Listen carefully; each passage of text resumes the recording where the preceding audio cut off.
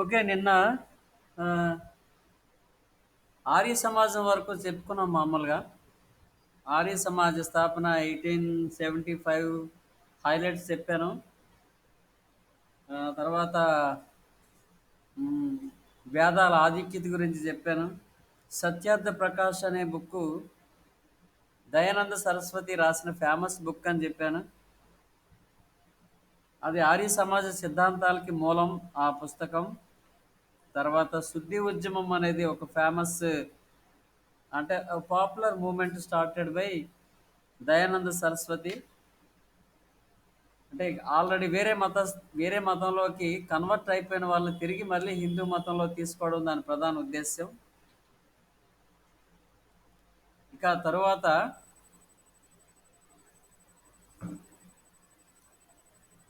ఇప్పుడు మనం చెప్పుకోవాల్సింది ఏంటంటే ఆలీగర్ మూమెంట్. ఆలీగర్ మూమెంట్ నెక్స్ట్ ఆర్డర్లో వస్తుంది. ఆలీగర్ మూమెంట్ ఇది ఏంటంటే సయ్యద్ అహ్మద్ ఖాన్ దీని స్థాపకుడు.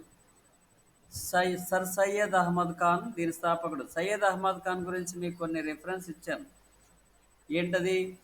హిందువులు ముస్లింలు నాకు రెండు కళ్ళు లాంటి వాళ్ళని మొట్టమొదటిసారి సయ్యద్ అహ్మద్ ఖాన్ ప్రకటించాడు.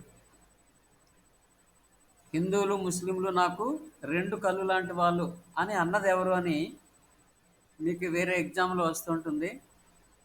అంటే ఎవరు ఎక్స్పెక్ట్ చేయరు. కారణం ఏంటంటే సయ్యద్ అహ్మద్ ఖాన్ సయ్యద్ అహ్మద్ ఖాన్ యాక్చువల్గా వేర్పాటువాది. అంటే దేశాన్ని రెండు భాగాలుగా విభజించాలనుకున్నవాడు. వేరే వేర్పాటువాదం తీసుకొచ్చాడు. ముస్లింలు వేరు, హిందువులు వేరని, కాంగ్రెస్కి ఎవరో సహకరించొద్దని, ప్రత్యేక పాకిస్తాన్ విధానానికి ప్రత్యేక పాకిస్తాన్ నినాదం, ప్రత్యేక పాకిస్తాన్ ఏర్పాటు కోసం కృషి అన్నీ చేసిన వ్యక్తి కాబట్టి హిందువులు ముస్లింలు నాకు రెండు కళ్ళు లాంటి వారని అతను అని ఉంటాడని ఊహించారు కొందరు. ఓకే. అందుకనే ముందుగా మీకు దాంట్లో ఎందుకు రిఫరెన్స్ ఇచ్చానంటే ఎవరు ఊహించరు కాబట్టి అటువంటి బిట్సే అడుగుతాడు కాంపిటేటివ్ ఎగ్జామ్లో. అంటే హిందువులు ముస్లింలు నాకు రెండు కళ్ళు లాంటి వాళ్ళని ఎవరన్నారు? హిందువులు ముస్లింలు నాకు రెండు కళ్ళు లాంటి వాళ్ళని అన్నది ఎవరు అని అడుగుతారు. అంటే మనం దాన్ని ఊహించుకోలేమన్నమాట. ఇతను అని ఉంటాడని. కానీ అతనే అన్నాడు. కానీ తర్వాత మారిపోయాడు. ఎలాగా?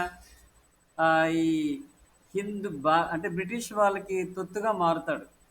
బ్రిటిష్ వాళ్ళ మాటలకి, బ్రిటిష్ వాళ్ళు చూపించినటువంటి కొన్ని ప్రలోభాలకి లొంగిపోయి ఓకే ముస్లింలందరినీ కూడా కాంగ్రెస్కి దూరంగా ఉండమని ప్రచారం చేస్తాడు, ప్రకటన చేస్తాడు. హిందువుల ఇంట్రెస్ట్లు వేరు, ముస్లింల ఇంట్రెస్ట్ వేరు, వీళ్ళ అవసరాలు వేరు, వారి అవసరాలు వేరని ప్రచారం చేస్తాడు. ఓకే. అందువలన ఇతడు వేర్పాటువాది, ప్రముఖ వేర్పాటువాది.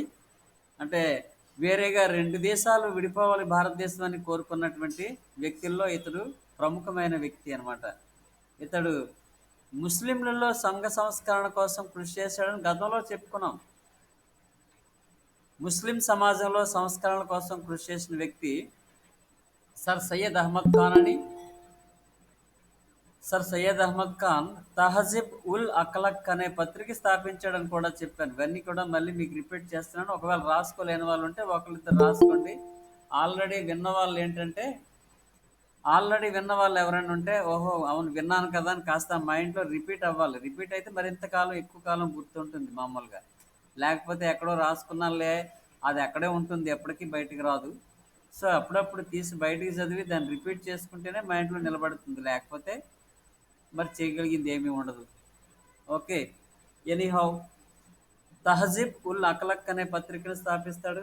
ఆలీగర్ కేంద్రంగా ఆలీగర్ ఉద్యమాన్ని ప్రారంభిస్తాడు. ముస్లిం స్త్రీలలో పరదా పద్ధతి పోవాలని కోరుకుంటాడు. పరదా పద్ధతి అంటే బుర్కా బుర్కా వేసుకునే పద్ధతి, అది తొలగించాలని. ఓకే. ఆంగ్ల విద్యను అందరూ అభ్యసించాలని, వెస్ట్రన్ ఎడ్యుకేషన్ అందరూ నేర్చుకోవాలని, వెస్ట్రన్ ఎడ్యుకేషను ముస్లింలందరూ నేర్చుకోవాలని, ఆంగ్ల విద్యను కూడా నేర్చుకోవాలని చెప్పాడు. ఇంకా బ్రిటిష్ వారి పట్ల ఉన్నటువంటి వ్యతిరేకతను తగ్గించుకోవాలని, బ్రిటిష్ వాళ్ళకి సహకరిస్తే మనకి చాలా ఉపయోగం అని హిందువులకి, అదే ముస్లింలకి బోధిస్తాడు. ఎందుకని? ఆంగ్లేయులు ఆంగ్లేయులకు అనుకూలంగా మారాడు కదా కాంగ్రెస్కి వ్యతిరేకంగా. అంటే ఆంగ్లేయులు చెప్పినట్టుగా చేస్తే ముస్లింలకు కావాల్సినటువంటి కొన్ని ఉద్యోగాలు కానీ, ఉద్యోగ అవకాశాలు కానీ, లేకపోతే పరిశ్రమలు పెట్టుకోవడానికి కావాల్సిన రాయితీలు కానీ, ఇంకా కొన్ని వాళ్ళకి కావాల్సినటువంటి సదుపాయాలు బ్రిటిష్ గవర్నమెంట్ ఏర్పాటు చేస్తుందని కొంత హామీ ఇచ్చింది. దానికోసం సయ్యద్ అహ్మద్ ఖాన్ సడన్గా టర్నప్ అవుతాడు. టర్నప్ అయిపోయి ముస్లింల కోసం, ముస్లింల హక్కుల కోసం పోరాడుతున్నాను, ప్రత్యేక పాకిస్తాన్ వచ్చినప్పుడే మనకి న్యాయం జరుగుతుంది అని ముస్లింలకి బోధన చేస్తాడనమాట. ఓకే, మరి అటువంటి సయ్యద్ అహ్మద్ ఖాన్ ఆ, అతను సంబంధించి అలీగర్లో ఒక ఆంగ్లో మహమ్మడన్ ఆంగ్లో మహమ్మడన్ స్కూల్ స్థాపిస్తాడు. అది ఆంగ్లో మహమ్మడన్ కాలేజ్ అవుతుంది తర్వాత 1877లో. అదే తర్వాత అలీగర్ ముస్లిం విశ్వవిద్యాలయంగా డెవలప్ అవుతుంది. అతను స్థాపించినటువంటి 1875లో స్థాపించిన స్కూలే 77లో కాలేజ్ అవుతుంది. తర్వాత 1920 నాటికి అది అలీగర్ ముస్లిం విశ్వవిద్యాలయంగా మారుతుంది. ఈ విశ్వవిద్యాలయం కేంద్రంగా ఈ విశ్వవిద్యాలయం కేంద్రంగానే ఈ ముస్లింలకు అనుకూలంగా, బ్రిటిష్ వారికి అనుకూలంగా, కాంగ్రెస్కి వ్యతిరేకంగా ఉద్యమం స్టార్ట్ అయిందనమాట. దాన్ని అలీగర్ ఉద్యమం అంటాం. ఓకే, అలీగర్ ఉద్యమం అంటే అలీగర్ కేంద్రంగా చేసుకొని ముస్లిం వేర్పాటువాదం తీసుకురావడం. అంటే బ్రిటిష్ వారికి అనుకూలంగా, కాంగ్రెస్కి వ్యతిరేకంగా అక్కడి నుంచి పోరాటం మొదలవుతుందనమాట. ఒక పక్క సాంఘిక సంస్కరణ అంటూనే మరొక పక్క వేర్పాటువాదాన్ని ప్రోత్సహిస్తాడు సర్ సయ్యద్ అహ్మద్ ఖాన్. ఓకే, ఇతనికి సంబంధించి మన కాంపిటేటివ్ ఎగ్జామ్లో అడగడానికి అవకాశాలు ఉన్నటువంటి కొన్ని పాయింట్స్ ఏంటంటే, హిందువులు ముస్లింలు నాకు రెండు కళ్ళు లాంటి వాళ్ళు అన్నవాళ్ళు ఎవరని, ముస్లిం సమాజంలో సంఘ సంస్కరణ కోసం కృషి చేసినటువంటి ప్రముఖ వ్యక్తి అని ఎవరైనా అడగచ్చు, సయ్యద్ అహ్మద్ ఖాన్ అని. తర్వాత ముస్లిం వేర్పాటువాదుల్లో అంటే దేశ విభజనకి కారకుల్లో ప్రధాన వ్యక్తి ఈ దిగువ ఎవరి కాదు అని ఇవ్వచ్చు. అంటే వేర్పాటువాదాన్ని కోరుకున్నవారు, లేదా which one of the following is not A cause for the division of country. అంటే దేశ విభజనకు కారణం కాని వ్యక్తి ఎవరని ఒక కాని వ్యక్తి ఇస్తారు, మరి కోరుకున్న వాళ్ళు ముగ్గురు ఇస్తారు. ఏంటి అది? ఎలాగంటే సయ్యద్ అహ్మద్ ఖాన్, మహమ్మద్ ఇక్బాల్, రెహమత్ అలీ, అబుల్ కలాం ఆజాద్, మౌలానా అబుల్ కలాం ఆజాద్ అని 4 ఆన్సర్లు ఉన్నాయి అనుకుందాం. ఎలాగది? Which one of the following is not relate to division of country, దేశ విభజనకి కారణం కాని వ్యక్తి ఎవరు అన్నప్పుడు ఈ నలుగురు ఇచ్చినప్పుడు మీరు ఇక్కడ సయ్యద్ అహ్మద్ ఖాన్ వేర్పాటువాదం, కాంగ్రెస్కి వ్యతిరేకంగా అతను చేసింది తెలియాలి. తర్వాత రెహమత్ అలీ పాకిస్తాన్ అనే వాదన తీసుకొచ్చాడు కదా. అంటే పాకిస్తాన్ అనే పేరును సూచించిన వాడు రెహమత్ అలీ. కేంబ్రిడ్జ్ విశ్వవిద్యాలయంలో చదువుతుంటాడు. అక్కడ ఈ పాకిస్తాన్ ఏ ప్రాంతాలు కలిపి పాకిస్తాన్ అనేది అతనే అక్కడ కాయిన్ చేసి దాన్ని ప్రచారం చేస్తాడు. తర్వాత మహమ్మద్ ఇక్బాల్ ఎలాగూ ఈ సయ్యద్ అహ్మద్ ఖాన్ లాగే మహమ్మద్ ఇక్బాల్ కూడా ప్రారంభంలో హిందూ ముస్లింల ఐక్యత కోసం మాట్లాడతాడు. సారే జహాసే అచ్చే హిందూసుతా హమారా హమారా అని, హిందుస్థాన్ మందే అని హిందూ ముస్లింల ఐక్యత కోసం స్టార్టింగ్లో పోరాటం చేస్తాడు, అదే ప్రచారం చేస్తాడు, దేశభక్తిని ప్రజల్లో నాటుతాడు, హిందుస్థాన్ గురించి మాట్లాడతాడు. హిందుస్థాన్ అంటే హిందువులు ముస్లింలు కలిసి ఉండేది హిందుస్థాన్. ఈ హిందుస్థాన్ హమారా హమారాని గొప్ప దేశభక్తి గీతం రాసినటువంటి మహమ్మద్ ఇక్బాల్ తర్వాత ఏమయ్యాడు? ముస్లింలకి వేరే దేశం కావాలని పట్టుబట్టాడు. ముస్లింలు వేరు, ముస్లింల తాలూకు ఇంట్రెస్ట్ వేరు, హిందువులతో కలిసి ఉన్నంత వరకు ముస్లింలకి న్యాయం జరగదని కోరుకొని దాన్నే ప్రచారం చేస్తాడు. ఇతరు కూడా వేర్పాటువాదే. సో మనకు ముగ్గురు వ్యక్తులు తెలుసు, సయ్యద్ అహ్మద్ ఖాన్, మహమ్మద్ ఇక్బాల్, రెహమత్ అలీ. ఈ ముగ్గురు తెలుసు కాబట్టి కాని వ్యక్తి ఎవరు అని, కాని వ్యక్తి అక్కడ మనకి ఒక ముస్లిం పేరే ఇస్తాడు అక్కడ కూడాను. ఆ ముస్లింలో ప్రధానంగా మౌలానా అబుల్ కలాం ఆజాద్ అని ఉన్నాడు అనుకోండి. ఇతను ముస్లిమే కదా, ఇందులో ఎవరై ఉంటారు అని మీకు కన్ఫ్యూజన్కి గురవుతారు, ఆటోమేటిక్గా గురవుతారు. ఎందుకంటే డీప్ స్టడీ చేస్తే తప్ప కొన్ని పెట్టలేము. ఏదో రొటీన్గా డిగ్రీ పాస్ అయిపోయి పరీక్షకి అటెండ్ అయిపోయి ఏదో రాసి వచ్చేస్తే ఇంటికి వచ్చేయడమే జరుగుతుంది. దీని కష్ట నష్టాల గురించి, దీని లోతు గురించి మీకు ఇంకా అర్థం కాలేదు. మీరు ఏదన్నా ఒక ఎగ్జామ్కి అటెండ్ అయ్యి మీ పెర్ఫార్మెన్స్ మీరు కానీ తెలుసుకున్నట్లయితే మీకు వచ్చిన ర్యాంక్ని బట్టి ఎంత చదవాలో, ఎంత ఇంకా స్టడీ చేయాలి, ఎంత ఆలోచించాలనేది మీకు తర్వాత తెలుస్తుంది. నేను మామూలుగా చెప్తూ ఉంటే మీకు మేషాలు అలాగే చెప్తుంటారులే, ఏదో అవుతుందిలే, తర్వాత ఏదో అవుతుంది, డిగ్రీ అయిపోయిన తర్వాత చూద్దాంలే అని అనుకుంటారు. కానీ సో ఈ మీరు ఆ టైంకి కొంత నష్టపోయామనే బాధ మీకు ఈ డిగ్రీ అయిపోయిన తర్వాత పీజీకి వెళ్తే తెలుస్తుంది. మామూలుగా పీజీకి వెళ్ళినా లేదా ఒక ఉద్యోగం రాసినా, ఏదైనా గవర్నమెంట్ ఉద్యోగానికి అప్లై చేసి రాశారు అనుకోండి, అప్పుడు మీకు తెలుస్తుంది మనం చాలా లాస్ అయ్యామేమో, చాలా చదవకుండా రొటీన్గా ఏదో పాస్ గురించే డిగ్రీ చదివామేమో, ఉద్యోగానికి సంబంధించిన ఆ డెప్త్ నాలెడ్జ్ లేదేమో అని కళ్ళంట నీళ్ళు కూడా వస్తాయి ఆ టైంకి. నిజంగా గవర్నమెంట్ ఉద్యోగం కావాలని కోరుకున్న వాళ్ళు అంటే మరి బిఏ చదువుకున్న వాళ్ళకి ప్రైవేట్ ఉద్యోగాలు ఎవరు ఇవ్వరు. ప్రైవేట్ ఉద్యోగాల్లో అంటే మనకి ఫిజిక్స్, కెమిస్ట్రీ, మ్యాథ్స్ అవేంటి నీట్కి, తర్వాత ఐఐటికి, ఎంసెట్కి పనికొచ్చేవి, అవి మనకు రావు. అవే జనాలకు కావాలి. ఇప్పుడు మనం చదువుకున్న ఎకనామిక్స్, హిస్టరీ, పొలిటికల్ సైన్స్ అంటే ఇవి ఎవరు డబ్బులు ఇచ్చి చెప్పించుకోరు. మేము చదువుకుంటాంలే అన్నట్టు మాట్లాడతారు, చదువుకోలేరు, కానీ అది వేరే సంగతి. సో మీరేం చేస్తారు అప్పుడు? ఆ, ఏదో ప్రైవేట్ కంపెనీలో చేరాలి. ప్రైవేట్ కంపెనీలో మీకు 5-6 వేలు ఇచ్చి పిండి చేసేస్తాడు, రక్తం అంతా పీల్చేస్తాడు. ఆ 5-6 వేలు జీతం ఇచ్చి నువ్వు 5-6 నెలలకి నీ శక్తి అంతా కోల్పోవడం జరుగుతుంది. సో బిఏ చదువుకున్నప్పుడు ఇంకా గవర్నమెంట్ జాబులే మీరు ప్రయత్నించాలి తప్పించి అవకాశాలు ఇంకా చాలా తక్కువగా ఉంటాయి. వేరే ప్రైవేట్ ఉద్యోగాలు మీకున్న అవకాశాలు ఓన్లీ గవర్నమెంట్ సెక్టరే కాబట్టి మరి ఆ కాంపిటేటివ్ ఎగ్జామ్కి కావాల్సినదంతా కూడా మీరు స్టడీ చేస్తే, డీప్గా చదివితే, కరెక్ట్గా ఆలోచించి సబ్జెక్ట్ మీద క్లారిటీ సంపాదించుకొని కాస్త బాధ్యతగా ఉంటే అవుతుంది. లేకపోతే బాధపడమే, అంతకు మించి మనం చేయగలిగింది ఏమీ లేదు. మా అనుభవాలు చాలా ఉన్నాయి. మీకు మామూలుగా అలాగే అనిపిస్తుంది, ఏదో చాటింగ్ చేసుకుంటూ, ఆ వాట్సాప్లో చాటింగ్ చేసుకుంటూ ఎంజాయ్ చేస్తూ ఏదో పరీక్ష మామూలుగా ఏమాత్రం చదివినా ఏదో పాస్ అయిపోతున్నాం అనే ఏదో ఒక ఆనందం తప్పించి తర్వాత ఏం చేస్తాము, మీకు దేనికి పనికొస్తారు అనేది చేతులు కాలిపోయాక ఆకులు పట్టుకుంటాం కదా, ఆ టైపులో అయిపోతుంది. So be careful. ఎన్నిసార్లు చెప్పినా మీరు క్యాజువల్గానే తీసుకుంటున్నారు. ఎనీహౌ, సో ఇక్కడ ఆ, సయ్యద్ అహ్మద్ ఖాన్ గురించి మనం కొన్ని పాయింట్స్ చెప్పుకున్నాం. ఆలీఘర్ మూమెంట్ అంటారు దీన్ని, Aligarh movement. Okay, next Aligarh movement తర్వాత థియోసాఫికల్ సొసైటీ, దీన్నే తెలుగులో దివ్యజ్ఞాన సమాజం అని అంటాము. దివ్యజ్ఞాన సమాజం తెలుగులో, ఇంగ్లీష్లో theosophical society, which was established in America 1800 madam blanks కారణం వాల్కర్స్ 1875లో 1875లో దీన్ని అమెరికాలోనే స్థాపించడం జరిగింది. 1875 అని అది క్లారిటీగా ఇంతకుముందు మీరు రాసుకున్నారు. ఒకవేళ రాసుకోలేని ఎవరివైనా ఒకళ్ళిద్దరు ఉంటే రాసుకుంటారు, అది okay. So Madam Blavatsky, Colonel Olcott వీళ్ళిద్దరూ ఫారినర్సే.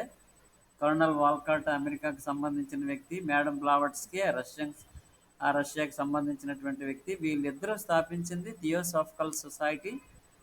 దాని హెడ్ క్వార్టర్స్ అమెరికా నుంచి 1882లో మద్రాస్ 1882లో మద్రాసు సమీపంలో అడయార్కు మార్చడం జరిగింది.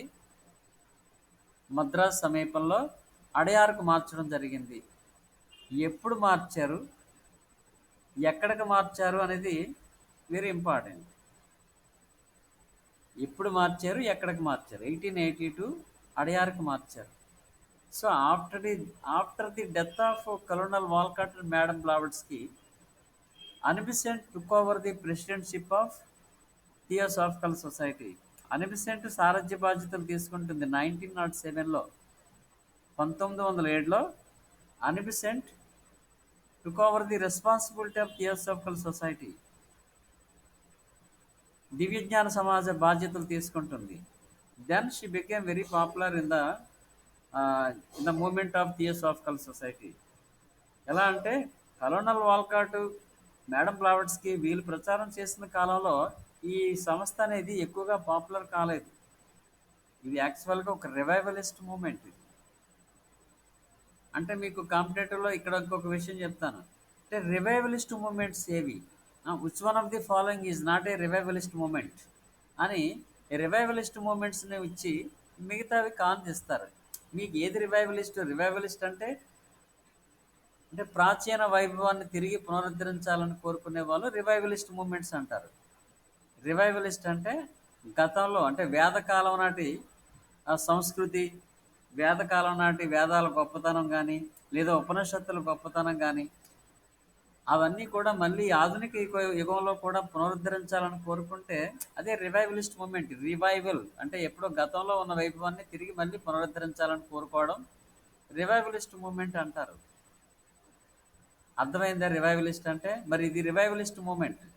దయానంద సరస్వతి కూడా ఒక విధంగా రివైవలిస్టే. ఎందుకంటే వేదాలకు తరలి వెళ్ళండి అని చెప్పాడు. Vedas are the source of all knowledge అంటాడు. వేదాలు అనేవి అన్ని సర్వజ్ఞానానికి మూలం అంటాడు. That is also survivalist movement. అంటే గత వైభవాన్ని తిరిగి పునరుద్ధరించాలని కోరుకుంటారు. ఇందులో నవ్యత ఉండదు, మోడర్న్ థింకింగ్ ఉండదు. ఇది కొంచెం బ్యాక్వర్డ్నెస్ చూపిస్తుంది. ఇది బ్యాక్వర్డ్నెస్ అంటే అర్థం ఏంటి? వెనుకబాటుతనం చూపిస్తుంది అనమాట ఇది. ఎందుకనంటే ఈ వెస్ట్రన్ ఎడ్యుకేషన్ గురించి వీళ్ళు ప్రోత్సహించరు. మోడర్న్ ఎడ్యుకేషన్, ఇంగ్లీష్ ఎడ్యుకేషన్ గురించి వీళ్ళు మాట్లాడరు. ప్రాచీన ఉపనిషత్తులు, ప్రాచీన సంస్కృత భాష ఇవన్నీ కూడా తిరిగి పునరుద్ధరించాలని కోరుకుంటారు. అందువలన ఇది రివైవలిస్ట్ మూమెంట్స్ అని అంటాం. ఇదే స్టెప్ బ్యాక్వర్డ్ అంటారు. ఇది స్టెప్ బ్యాక్వర్డ్ అంటే కాస్త వెనుకబాటును సూచిస్తుంది ఇది. ఎనీహౌ ఓకే, ఇది రివైవలిస్ట్ మూమెంట్గా మీరు గుర్తుంచుకోండి. అంటే ప్రాచీన వైభవ పునరుద్ధరణ గురించి గుర్తుంచుకోండి. తర్వాత ఇది ఈ సంస్థ ఉపనిషత్తుల్లో గట్టి నమ్మకం, ఉపనిషత్తుల్లో ఉన్నటువంటి యూనిటీ ఆఫ్ గాడ్ కానీ ఉపనిషత్తుల తాలూకా సారాంశాన్ని ప్రజల్లో ఆత్మవిశ్వాసాన్ని పెంపొందించడానికి వీళ్ళు ఉపనిషత్తుల నుంచి ఇన్స్పిరేషన్ తీసుకొని ప్రచారం చేస్తారు. సో ఈ సందర్భంలోనే అనిబిసెంట్ బెనారస్ హిందూ కాలేజ్ 1898లో హిందూ కాలేజీని స్థాపించింది కదా. తర్వాతే అది బెనారస్ హిందూ యూనివర్సిటీగా మదన్ మోహన్ మాలవీయ మార్చాడని చెప్పుకున్నాం మామూలుగా. సో ఓకే, మీకు బాగానే గుర్తుంది, కొంతమందికి బాగానే చెప్తున్నారు. ఓకే, ఆమె ఎడ్యుకేషన్కి అనిబిసెంట్ చేసిన కృషి అనేది మరువురానిదే, మర్చిపోలేము యాక్చువల్గా. ఎనీహౌ ఇది theosophical society which was started in 1875 in America, and later it was shifted to Adyar 1882, and Anibisent took over the presidentship of Theosophical Society in 1907. ఇది రివైవలిస్ట్ మూమెంట్. ఈ పాయింట్స్ గుర్తుంచుకుంటే మీరు అంటే ఏ విధంగా తిప్పి అడిగినా సరే you can imagine the correct answer imagine చేయాలి. దగ్గరలో పోయిన వాటే, పూర్తికి పోయిన ఒకటే.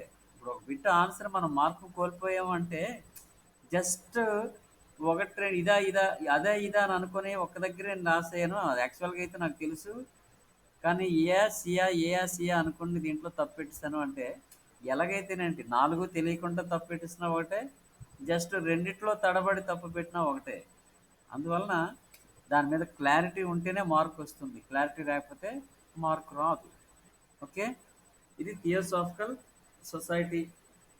తర్వాత దక్కన్ ఎడ్యుకేషనల్ సొసైటీ. ఇంతకుముందు ఇది మీకు ఆ రెఫరెన్స్లో గతం లెసన్లో చెప్పినప్పుడు ఇది వచ్చినట్టు లేదు, రాసుకోండి. అది దక్కన్ ఎడ్యుకేషనల్ సొసైటీ పూనాలో, దక్కన్ ఎడ్యుకేషనల్ సొసైటీ పూనాలో 1884లో స్థాపించారు. Note down this point.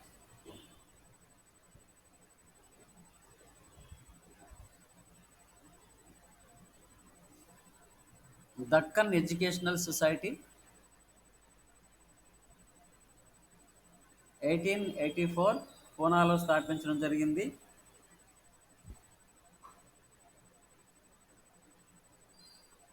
ఈ సొసైటీలో కీలక సభ్యులు ఈ సొసైటీలో కీలక సభ్యులు మహదేవ గోవింద రెనడే, మహదేవ గోవింద రెనడే,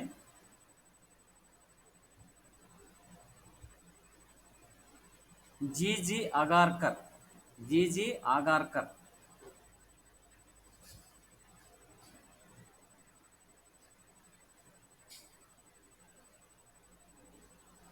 ఇంకా విజీ చిప్దోంకర్ అని ఇంకో వ్యక్తి ఉన్నారు ఫౌండర్స్లో. విజీ చిప్దోంకర్ అంట, Chiplunkar. Three persons, the founders of the Deccan Educational Society: M G Ranade అంటే Mahadeva Govind Ranade, G G Agarkar, V G Chiplunkar. These three persons are responsible for the establishment of Dakkan Educational Society at Pune, 1894.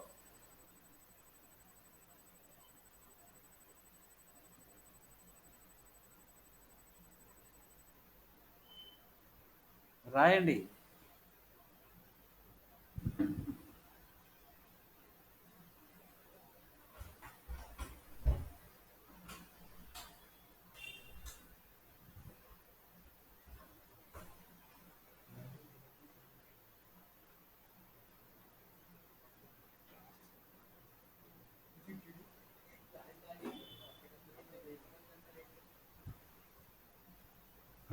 రాశారా?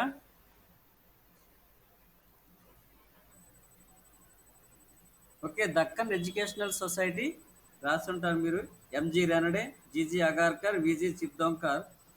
ఈ దక్కన్ ఎడ్యుకేషన్ సొసైటీ వాళ్ళు ఫెర్గుసన్ కాలేజ్ని, రాయండి, ఫెర్గుసన్ కాలేజ్ 1885లో ఫెర్గుసన్ కాలేజీని స్థాపించారు. ఎక్కడ? పూనాలో. పూనాలో Ferguson కాలేజీని స్థాపించడం జరిగింది. ఇది ఇంపార్టెంటే. ఇది నేను ఎగ్జామ్ రాసిన సందర్భంలో మేము ఎదుర్కొన్నాం ఈ పాయింట్ని. అంటే ఈ బిట్ అడిగారు. ఫెర్గుసన్ కాలేజ్ని ఏ సొసైటీ వాళ్ళు, ఎవరు స్థాపించారు? దక్కన్ ఎడ్యుకేషనల్ సొసైటీ వాళ్ళ, థియోసాఫికల్ సొసైటీ వాళ్ళ, అంటే అనిపిసెంటా, లేకపోతే మదన్ మోహన్ మాలవ్య అంటే హిందూ మహాసభ వాళ్ళనా అని మేము ఒకసారి వీటిని ఫేస్ చేయడం జరిగింది. Ferguson college was established in 1885 at Pune, at Pune. అంటే 1885 గుర్తుండాలి. పూణేలో స్థాపించారని తెలియాలి. దక్కన్ ఎడ్యుకేషనల్ సొసైటీ వాళ్ళు స్థాపించారు ఇది అని తెలియాలి. సో అంటే 3 అంశాలు తెలిస్తే తప్ప అక్కడ మీరు ఏదైనా అడిగినప్పుడు మీరు ఆన్సర్ చేయడం కష్టమైపోతుంది. అంటే ఒక విషయం గురించి 4 వైపుల నుంచి మీకు తెలిస్తే తప్ప పెట్టలేరు. మీకు మామూలుగా ఏంటి, మీకు ఏదైనా ఒక మెటీరియల్ చదివేటప్పుడు ఫెర్గుసన్ కాలేజ్ పూనాలో స్థాపించబడింది అని ఒక బిట్ వస్తుంది. దాని తర్వాత మళ్ళీ నెక్స్ట్ బిట్ రామకృష్ణ మిషన్ స్థాపించింది వివేకానందుడు, అదొక బిట్. ఓకే. దాని తర్వాత ఆర్య సమాజ స్థాపకుడు దయానంద సరస్వతి. ఇలాగ ఉంటాయి మీకు మెటీరియల్లో ఉన్న బిట్స్. ఇప్పుడు ఇక్కడ మీరు ఫెర్గుసన్ కాలేజ్ పూనాలో స్థాపించబడింది అని చదివారు, అంతేనా? ఇంకా అది ఎప్పుడు స్థాపించబడింది, ఎవరు స్థాపించారు, ఏ సొసైటీ వాళ్ళు స్థాపించారు, ఆ స్థాపకులు ఎవరు, అది ఉండదు మీకు. ఇంకా మెటీరియల్లో ఒక బిట్టు తెలుస్తుంది అంతే. ఆ బిట్టు పట్టుకొని ఎగ్జామ్ హాల్లో కూర్చుంటే ఇంకా మరి దాన్ని తిప్పి సడగ్గానే ఇది ఫెర్గుసన్ కాలేజ్ ఎక్కడ ఏర్పాటు చేశారో చదివాను కానీ ఎవరు ఏర్పాటు చేశారో చదవలేదు, ఎప్పుడు ఏర్పాటు చేశారో కూడా తెలియదు, అక్కడ బిట్లు లేవు అని అనిపిస్తుంటుంది. మెటీరియల్కి మామూలు సబ్జెక్టుకి అదే తేడా. ఆ తేడా తెలియకుండా వందలు వేలు లక్షల బిట్లు చదివేసిన ఉద్యోగాలు రావు, చేయలేరు. పేపర్ చూడగానే చాలా కష్టంగా అనిపిస్తుంటుంది. ఇన్ని బిట్లు చదువుకొని వెళ్ళాం కదా, ఏమి పెట్టలేకపోయామేంటనే బాధ అనిపిస్తుంటుంది. సో ఇవన్నీ ప్రాక్టికల్ ఎక్స్పీరియన్స్ వచ్చిన తర్వాత మీకు అర్థమవుతాయిలేండి. అన్నీ అయిపోయిన తర్వాత అర్థం అవుతాయి. అర్థం కావని కాదు కానీ ఆ టైం వచ్చినప్పుడు అర్థం అవుతాయి. ముందుగా చెప్పినప్పుడు ఏంటంటే మీకు ఇది రొటీన్‌గా ఉంటుంది. ఎనీహౌ నెక్స్ట్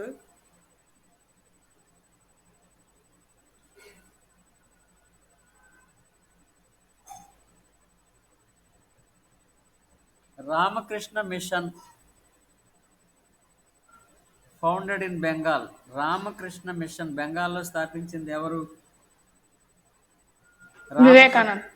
స్వామి వివేకానందుడు. రామకృష్ణ పరమహంస చనిపోయిన తర్వాత తన గురువు గారి తాలూకా సందేశాల్ని, తన గురువు గారు చెప్పినటువంటి మానవ సేవే మాధవ సేవ అనే సూత్రాన్ని బేస్ చేసుకొని సమాజానికి ప్రజలకి సేవ చేయాలనే ఉద్దేశంతో రామకృష్ణ మిషన్ని స్థాపించాడు. అంటే ఊరికిన ఏదో సంస్థ స్థాపించాడంటే సరిపోదు. దేనికోసం స్థాపించాడు? తన గురువుగారు ఎవరు? రామకృష్ణ పరమహంస. అతని తాలూకా సిద్ధాంతం ఏంటి? మానవులకు సేవ చేయాలని. మరి గురువుగారి ఆశయాన్ని నిజం చేయడం కోసం రామకృష్ణ మిషన్ని స్థాపించాడు. ఎప్పుడు స్థాపించాడు? 1895-96. ఎలాగడిగినా ఒకటే అడుగుతాడు. 95లో నన్ను కొన్ని పుస్తకాలు ఉంటుంది, 96 అని ఉంటుంది. కానీ ఎనీహౌ 1895-96. ఆ రెండిట్లో ఒకటే ఉంటుంది ఏబిసిడిలో. మీకు ఎప్పుడైనా ఎగ్జామ్లో ఫేస్ చేసేటప్పుడు 2 సంవత్సరాలు ఇవ్వరు అక్కడ. అది గుర్తుంచుకోండి. కన్ఫ్యూజ్ అయిపోకూడదు. ఒకవేళ 2 ఇస్తే ఏం పెట్టాలి అనే ఆలోచనే రాకూడదు. 2 ఇవ్వడం అనేది జరగదు. వాళ్ళకి తెలుసు ఆ సంగతి. సో దాని గురించి మీరేం వర్రీ అవ్వక్కర్లేదు. దీన్ని బెంగాల్లో స్థాపించారు. దాని సెంటర్స్ ఎక్కడ ఉన్నాయి అది కూడా తెలియాలి కదా. బేలూరు మరియు మాయావతి. బేలూరులోను మాయావతిలోను దీని సెంటర్స్ ఉన్నాయి.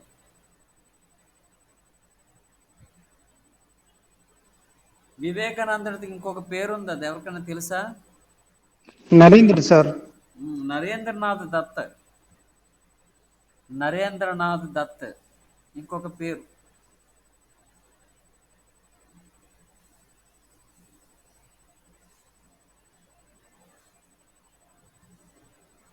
మరి దీనికి సంబంధించి మీకు అవి కూడా గుర్తుండాలి లింకప్గా. వివేకానందుడు అనగానే మీకు 1893 సంవత్సరం గుర్తు రావాలి. చికాగోలో తను అటెండ్ అయినటువంటి ప్రపంచ మత సదస్సు గుర్తు రావాలి. అలాగే ఆ, వివేకానందుడికి సంబంధించిన ఫేమస్ కొటేషన్స్ గుర్తు రావాలి. అంటే ఈ కొటేషన్ అన్నది ఎవరు అని అడుగుతుంటాడు మామూలుగా. ఓకే, మిలియన్స్ ఆఫ్ పీపుల్,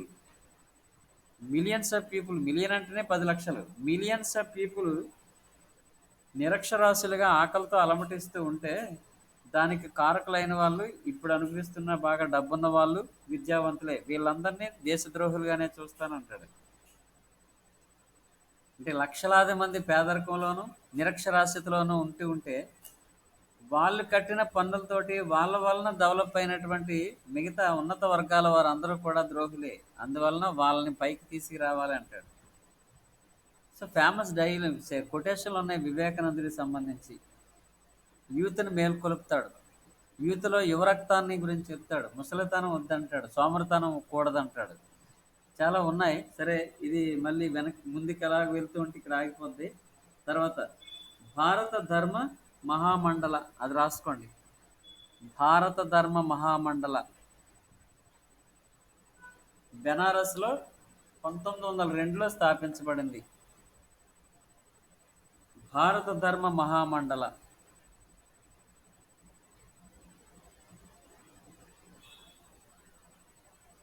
భారత ధర్మ మహామండల 1902 బెనారస్.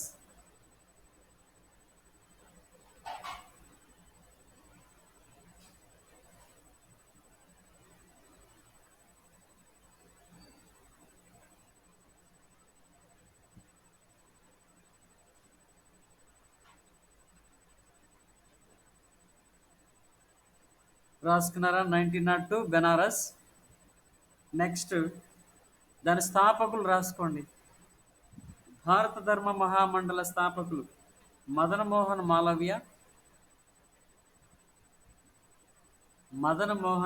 మాలవ్య.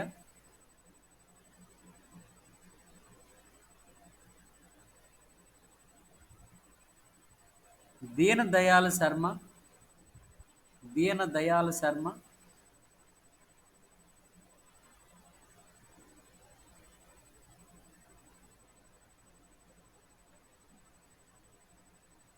గోపాలకృష్ణ గోఖలే. దీన దయాళ్ శర్మ, గోపాలకృష్ణ గోఖలే.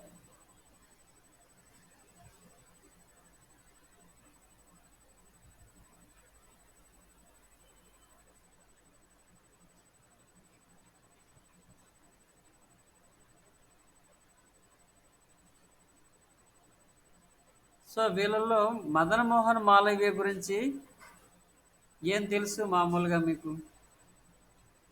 మాజీ ప్రధానమంత్రి సార్. ఎవరు? మాజీ ప్రధానమంత్రి. మాజీ ప్రధానమంత్రి. ఇతను ఎప్పుడు చేశాడు ప్రధానమంత్రిగా మామూలుగా చెప్పు. రాష్ట్రపతి సార్. రాష్ట్రపతిగా కూడా చేయలేదురా. అంత ముందు పేపర్లో అక్కడ చూసాను సార్. అంటే పొరపాటున అంటే వేరే వ్యక్తిని, జరుగుతుంది. అదే అదే బై మిస్టేక్ నీ మైండ్లో ఆ, ఏదో ఒక అంతే. నీ మైండ్లో వేరే ఇన్ఫర్మేషన్ ఫీడ్ అయిపోయింది మామూలుగా. మదన్ మోహన్ మాలవ్య 1915లో హిందూ సార్ మహాసభను స్థాపిస్తాడు. భా- భారతరత్న అవార్డు కూడా ఇతనికి వస్తుంది సార్. కాదులే చెప్తానులే కానీ 2018లో సార్. తర్వాత చెప్దాం. ఇప్పుడు ముందు ఇది రాసుకోండి. మదన్ మోహన్ మాలవ్య 1915లో హిందూ మహాసభను స్థాపిస్తాడు. హిందూ మహాసభ. ఈ founder of Hindu Mahasabha was Madan Mohan Malaviya.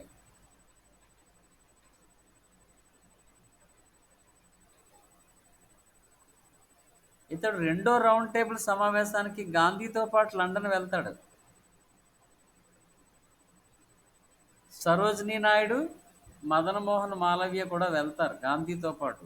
Okay, అది గుర్తున్నా గుర్తుకు రాకపోయినా మదన్ మోహన్ మాలవ్య గురించి తెలియాల్సింది కంపల్సరిగా. 1915లో ఈ ఫౌండెడ్ హిందూ మహాసభ.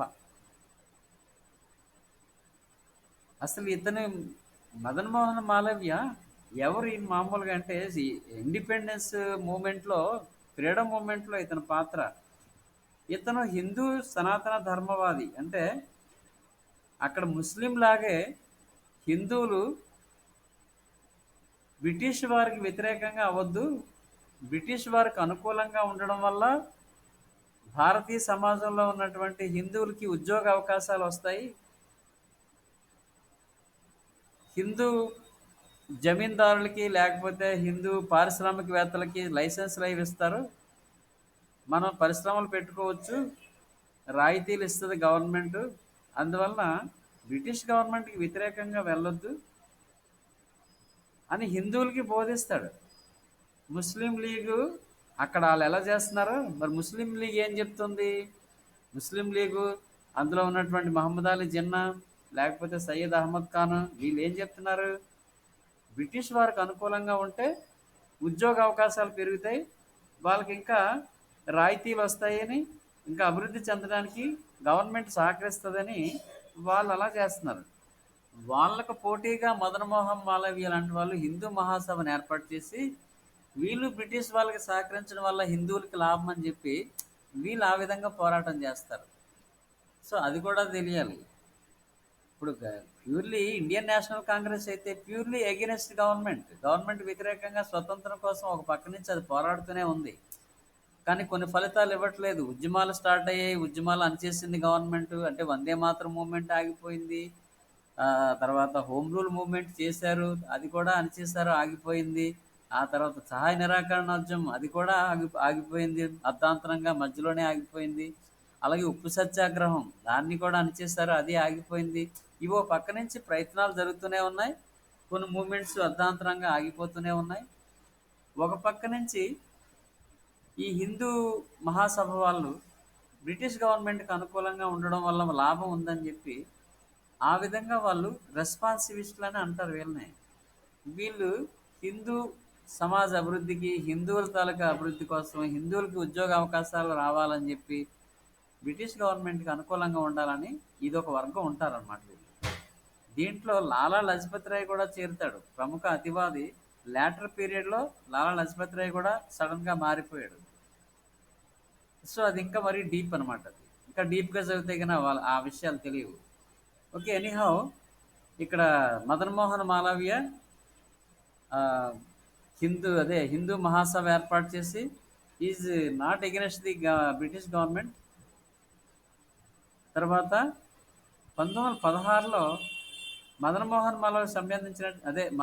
మాలవ్యకి సంబంధించిన ఒక ఇన్సిడెంట్ ఉంది కదా 1916లో. ఏంటది?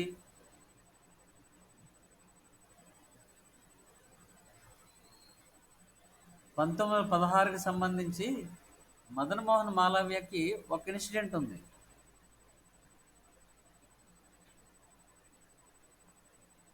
ఏంటది?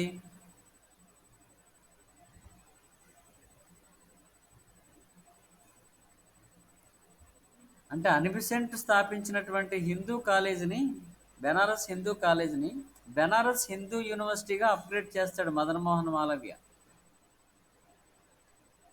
ఓకే, రాసుకోండి అది.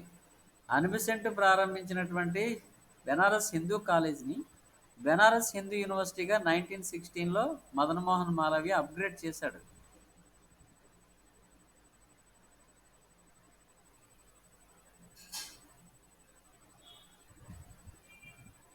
ఓకే, రాసుకున్నారా లేదా అది?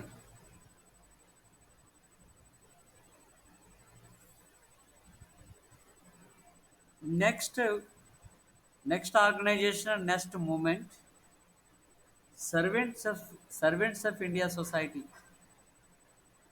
బాంబేలో స్థాపించబడింది 1905లో. Servants of India Society.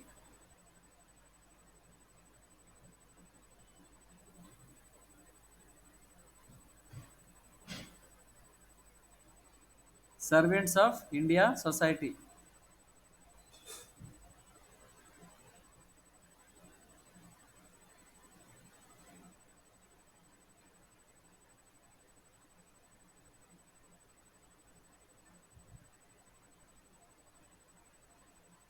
బొంబాయిలో 1905. స్థాపకులు గోపాలకృష్ణ గోఖలే.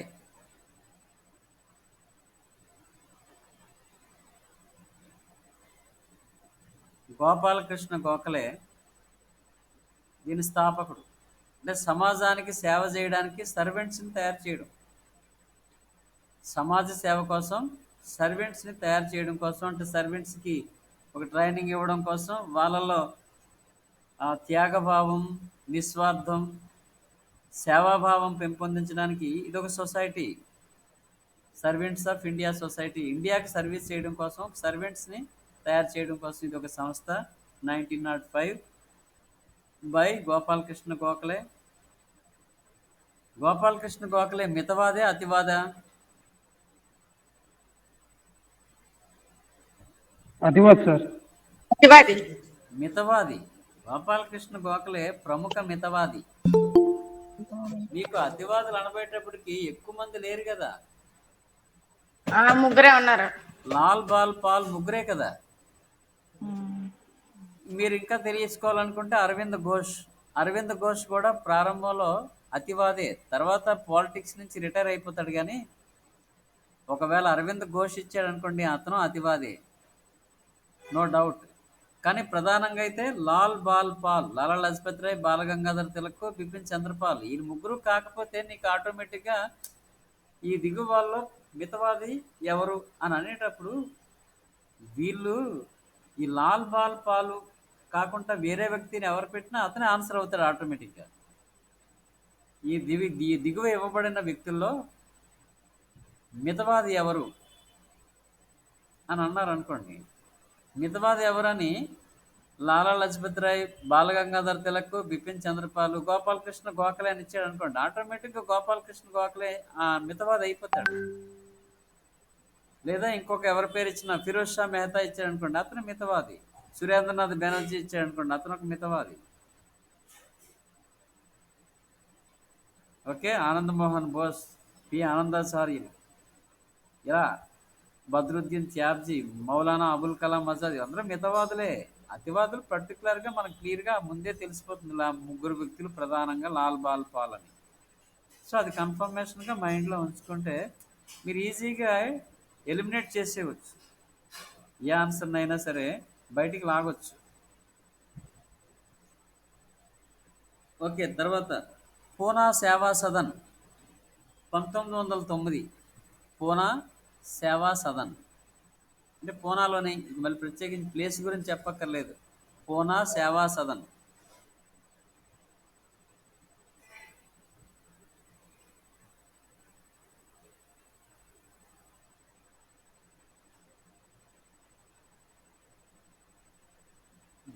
స్థాపకులు స్థాపకులు జీకే దేవదర్, స్థాపకులు జీకే దేవదర్, రమాబాయి రెనడే. జీకే దేవదర్ మరియు రమాబాయి రెనడే. మరి రమాబాయి రెనడే అంటే ఎంజి రెనడే వాళ్ళ ఆవిడే, మహదేవ గోవింద రెనడే భార్య. రమాబాయి రెనడే, జీకే దేవదర్ వీళ్ళిద్దరూ పూనా సేవా సదన్ స్థాపకులు 1909.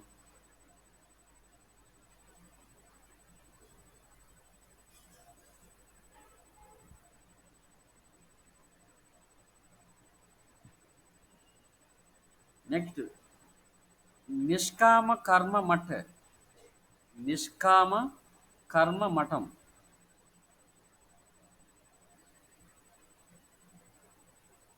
పూనాలో 1910లో.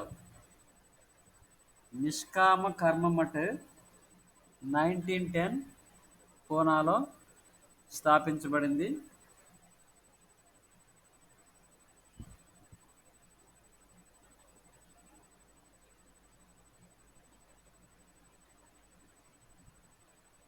పూనాలో స్థాపించబడింది నిష్కామ కర్మ మఠ్ 1910.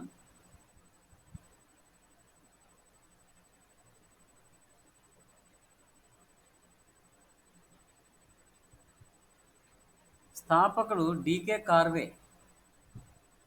స్థాపకులు డికే కార్వే.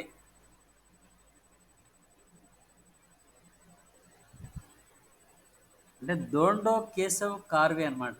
డీకే అంటే దోండో కేశవ్ కార్వే, పూర్తి పేరు కన్ఫ్యూజ్ అవ్వద్దు. దోండో కేశవ్ కార్వే, సింపుల్గా డీకే కార్వే అని చదువుకుంటాం మనం. డీకే కార్వే గొప్ప మానవతావాది, స్త్రీల హక్కుల కోసం పోరాడతాడు. ముఖ్యంగా వితంతువుల పునర్వివాహం కోసం, వితంతువుల శరణాలయాలు ఏర్పాటు చేస్తూ వితంతువులకు విద్య బోధించడం కోసం, అలాగే స్త్రీ విద్య కోసం కృషి చేసినటువంటి మహా గొప్ప వ్యక్తి డీకే కార్వే.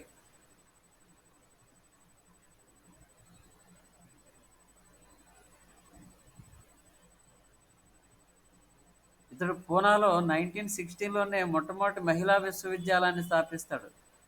చాలా famous D K Karve. First women university started in 1916 at Pune, పూనాలో. ఇతడు స్వయంగా ఒక వితంతువుని కూడా పెళ్లి చేసుకుంటాడు. అంత గొప్ప వ్యక్తి, గొప్ప సంఘ సంస్కర్త, మానవతావాది డీకే కార్వే.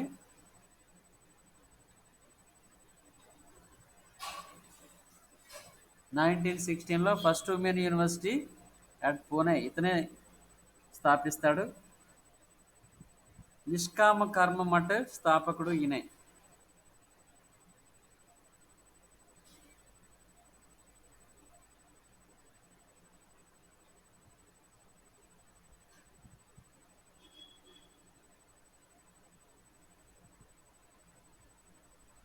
వితంతు పునర్వివాహ చట్టం ఎప్పుడు చేశారు తెలుసు కదా. వితంతు పునర్వివాహ చట్టం అంటే వితంతువులకి మళ్ళీ పెళ్లి చేయొచ్చు, అది చట్ట సమ్మతమే, దాన్ని ఎవరూ అడ్డుకోవడానికి వీల్లేదు, అలా అడ్డుకుంటే నేరం అని ఒక చట్టం తీసుకురావడం జరిగింది. ఏ సంవత్సరం? 1835 ఎప్పుడో. No no 34. No no no no no Yeah, 18 1829.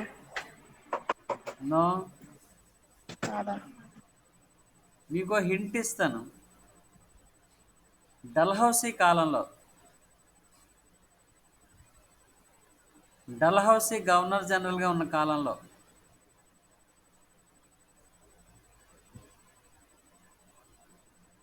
1856 వితంతు పునర్వివాహ చట్టం, విడో రీమ్యారేజ్ యాక్ట్. ఇంగ్లీష్లో విడో రీమ్యారేజ్ యాక్ట్, తెలుగులో వితంతు పునర్వివాహం చట్టం.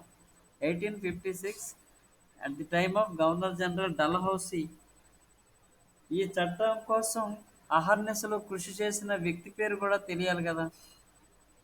ఎవరైనా ఈ చట్టం తీసుకురావడానికి కృషి చేసినటువంటి ఓ భారతీయ సంస్కర్త, అతను కూడా చాలా గొప్పవాడే.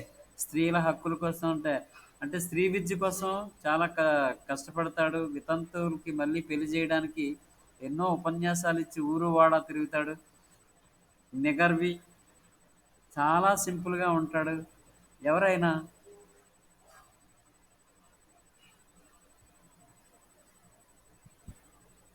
ఈశ్వర్ చంద్ర విద్యాసాగర్, ఈశ్వర్ చంద్ర విద్యాసాగర్ అతనే ఈ చట్టం తీసుకురావడానికి కారకుడు 1856లో. ఓకే, వితంతువులకు శరణాలయాలు, వితంతువులకు పునర్వివాహం చేయడం కోసం కృషి చేసిన ఇంకొక గొప్ప వ్యక్తి ఇప్పుడు మనం చెప్పుకున్నటువంటి డికే కార్వే. అంటే మహిళా విమోచన ఉద్యమాల గురించి రాయండి అని మీకు 10 మార్క్స్ క్వశ్చన్ ఇస్తే మరి ఏం రాస్తారు? మహిళా విమోచన ఉద్యమాలు అంటే మహిళలకు విమోచన కలిగించాలని దాదాపు ఎక్కడి నుంచి రాసుకోవాలి మీరు? అలాగని అడిగినప్పుడు బ్రహ్మ సమాజం నుంచే రాసుకోవాలి. బ్రహ్మ సమాజం నుంచే కదా. 1829లో సతీ సహగమన నిషేధ చట్టం దగ్గర నుంచి స్త్రీ విమోచన ఉద్యమాలు స్టార్ట్ అయినట్టే కదా. అక్కడ స్త్రీలకు విముక్తి కలిగించడం, స్త్రీల పట్ల జరుగుతున్న అన్యాయాలకు స్పందించి వీళ్ళందరూ ఎవరెవరు ఏం కృషి చేశారు, బ్రహ్మ సమాజం ఎలాగా, ఆర్య సమాజం ఎలాగా, ఈ సేవా సదన్ ట్రస్ట్ వాళ్ళు ఏం చేశారు, లేదా నిష్కామ కర్మ అంటే ఏం చేశారు, లేకపోతే ఈ ఈశ్వరచంద్ర విద్యాసాగర్ కృషి ఏంటి, స్త్రీ విద్య కోసం, స్త్రీ వితంతు పునర్వివాహాల కోసం కానీ, వితంతు శరణాలయాలు ఏర్పాటు చేయడం, బాల్య వివాహాలకు వ్యతిరేకంగా దయానంద సరస్వతి ప్రచారం. ఓకే, మరి ఇవన్నీ ఒక ఆర్డర్లో కోఆర్డినేట్ చేసుకొని రాసుకోవాలి. ఇవన్నీ కూడా మీ దగ్గర ఉన్నవే, చెప్పినవే, పదే పదే చెప్పినవే.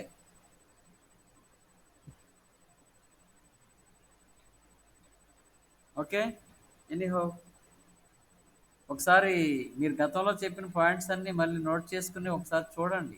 ఇంటి దగ్గర ఖాళీగానే ఉంటున్నారు కదా, ఏవో క్లాసులు వింటున్నారు. ఓకే, ఆ క్లాసుల తర్వాత మిగతా టైంలో బోల్ టైం జర్నీలు లేవు కదా, కాలేజీకి రావాలి వెళ్ళాలి అనే టైం లేదు కాబట్టి, ఆ జర్నీ ఉండదు కాబట్టి కాస్త రిఫర్ చేయండి.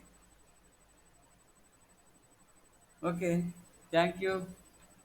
రేపు మళ్ళీ ఇదే క్లాస్లో మళ్ళీ మెసేజ్ పెడతాను మీకు. మళ్ళీ రేపు క్లాస్లో కలుద్దాం. మళ్ళీ నెక్స్ట్ క్లాస్ ఉంది. Okay, thank you. Sir notes పెట్టరా? నోట్సా? అలాగే అలాగే. ఓకే.